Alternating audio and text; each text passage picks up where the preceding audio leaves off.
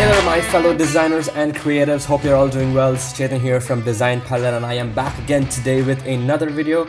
And this video is a different video than my usual tutorials because in this video I'm going to be talking to you guys about my new brand identity, my new logo, and my new redesign. Now this is going to be like a case study type, so I'm going to tell you my entire process, how I started, how I finished, so you guys get an understanding of how you guys have to do a brand identity. So without any further ado, let's get started.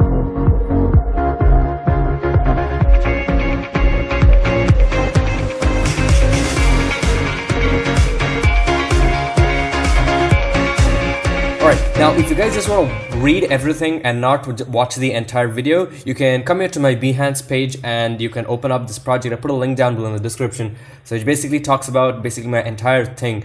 But there are a couple of things that I didn't put in over here because it obviously is something that you don't put over here. So if you guys want, you can read out the entire thing or you can watch the video. You can just keep playing the video and you can do whatever you want in the meantime. So, consider it like a podcast. So before we get started, I just want to say that these are not the rules that you have to follow. This is just the process that I felt was convenient for me. Now you may have a different approach. You can definitely follow that approach, but this is how I did it. If you guys want to follow it, you can do that. Or if you want to change something, or if you want to do something that you really need to do, which is different from what I did, then please go ahead and do it. These are just the steps that I took to create my logo design. So let's start. Alright, the first thing I want to show you is my old logo and my new logo. As you can see, there is a big difference. The old logo looks a little bit more towards the youth side, which is I think probably around 20 years or below, something that they would feel connected to. But the new logo looks more clean and more professional and more simple actually, which kind of appeals to a larger age group as well. So let's say around 30 to 35 years and below. Now I'm going to be talking about why I had to undergo this rebrand, how it mattered to me. So basically, as you can see on the screen, which is just a screenshot of the actual Behance presentation that I made. Now the primary reason as to why I underwent this rebrand was only because of the fact that I wanted to reach people, I wanted to reach companies, I wanted to reach really big companies and make myself look really good and professional, and not just for youngsters or teenagers who want to check out my tutorials or create some cool esports or graphic design stuff. I want to make sure that anybody who approaches me, anybody who watches my video feels like a person who they can trust with. So for example, if there's a huge company that wants to hire me and if I have a really bad esports style logo, I'm not sure that they are going to feel comfortable to approach me. So I want to make sure that anybody who watches my video gets a good feeling and confidence of approaching me for any kind of work, whether it's to hire me or whether it's to ask me any questions or whether to give me a kind of a project that they need help on. So because once I get connected with these people, I end up growing my network. It provides me opportunities to increase my scope, my reach, and helps me reach a greater audience. Now, obviously, the name Double Cube is not at all appealing, approachable, and trustworthy. Maybe it's something that a new graphic designer who's trying to learn graphic designer might find it cool because it's a unique name. But then honestly, if you think about it, if I go to an interview and I tell them that I have a YouTube channel called Double Cube, I mean, they're going to feel like, okay, what's Double Cube? I mean, it has no way related to design. What is it? And it's not a pleasant name to say. So I thought of making a clear and a professional name which anybody would like and get an idea of what it is. Now, for example, if I say the word Double Cube, it could mean anything. It could mean a gaming channel, it could mean a design channel, it could even actually mean Rubik's Cube, I don't know. But when I say the word Design Pilot, it sounds very professional. Anybody is going to come to know that the YouTube channel or my brand identity is related to design. It could be graphic design, it could be motion graphics, but it's related to design. Now, why the name Design Pilot? Now, there are a lot of names that I ended up picking. I spent, I think, around 3 to 4 months picking with the good names. I had names like Design Stack, I had names like Design Skills, I had names with Tutor and Teacher, and things like that. But the only problem I faced was that I wanted this name available for every single social media platform.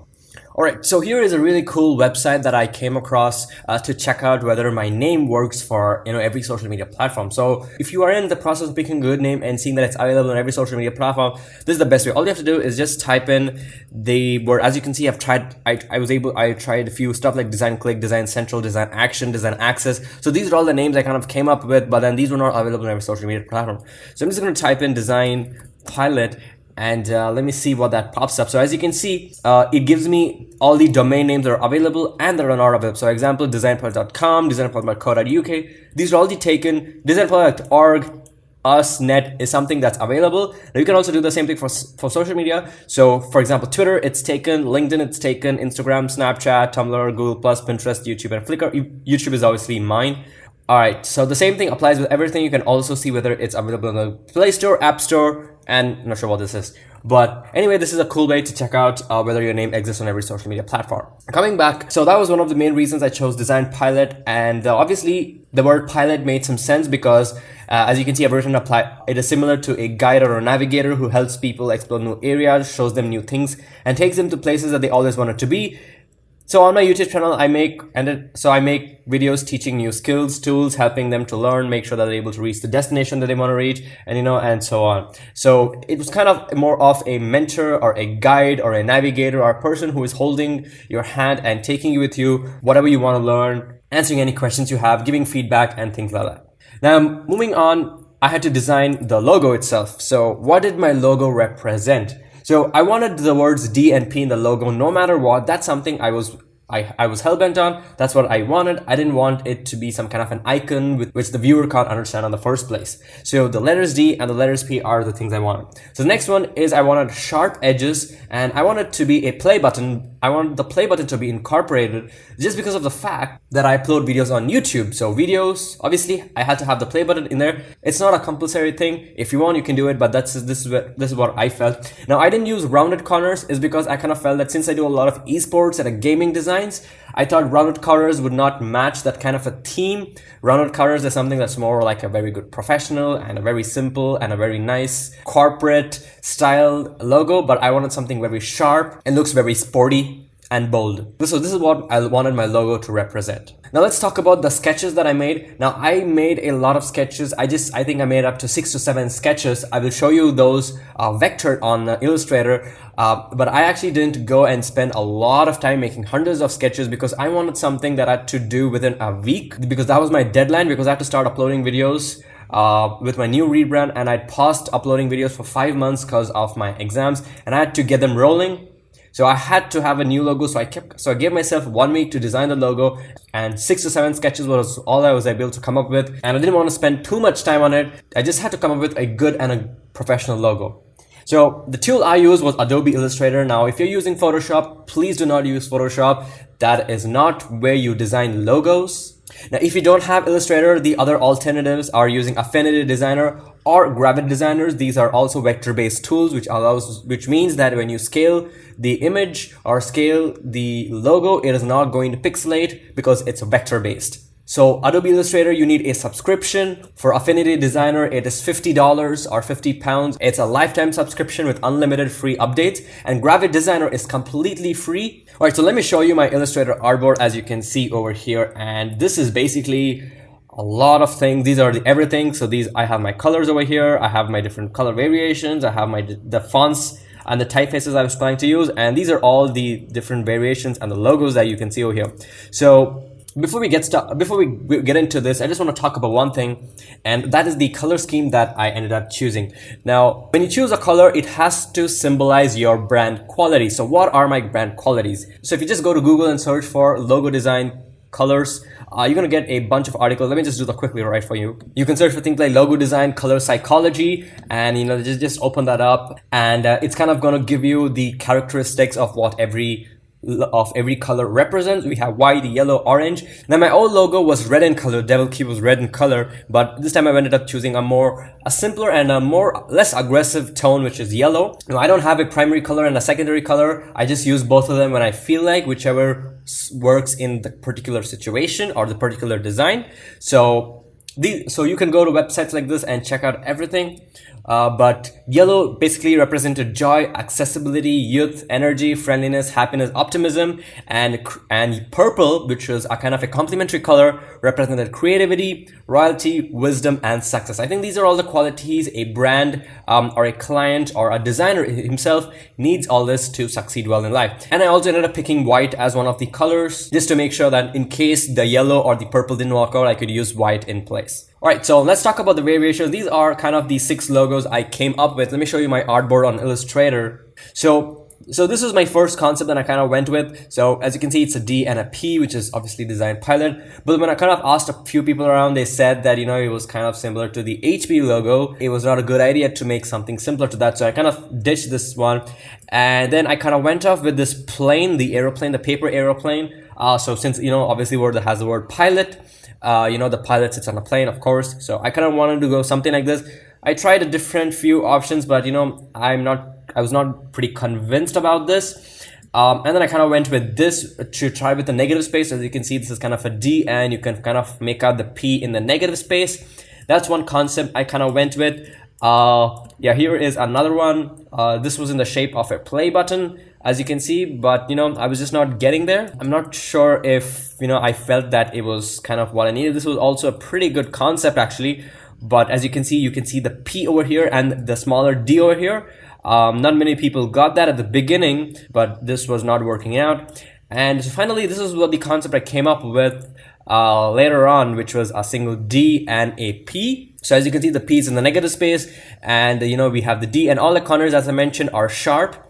And I added this kind of extrusion at the back just to give the logo a balance, because it was too slanting and it looks like the logo was kind of falling off. So I had to give this kind of a thing. And also it also looks like kind of like an airplane tail. Not exactly, but it kind of does, and also kind of looks pretty sporty and looks pretty professional, in my opinion, though. And I also tried the different placements of the typography of the word mark. That is, we have design over here in Pilot. I tried something like this. I tried something like this, and kind of in the end, I ended up going with this, which was pretty good. I think it fit well and suited my purpose actually. Now let's talk about the construction and how I built the logo. Now I used the golden ratio. So if I kind of come and show you over here, so as you can see, I had the golden ratio over here. If the circles are missing though, I used the circles and the squares to construct the golden ratio. Probably I'll be making a tutorial on that soon, or you can check tutorials on creating logos with the golden ratio on YouTube. I'm sure there are a ton of tutorials, but if you want, just let me know in the comment section. So the golden ratio is something I used to make sure that there was good balance and consistency in the logo design. All right, so the next thing was choosing the typeface or the word mark. Now I kind of use a couple different fonts. As you can see over here, I had a lot of variations. I wanted to go with something that was italicized and was tall, just like fonts like Oswald, Bebas, and Mission Gothic and stuff. Now the font that I went up with was Mission Gothic. I think that went very well. I think I might be able to show you over here. So as you can see, we have the different variations of the logos that I had. Some of them look good, some of them did not. So this was the one I ended up going with. I think this looked pretty good. But let me know if you guys felt anything else was good. I'd love to know your feedback on it.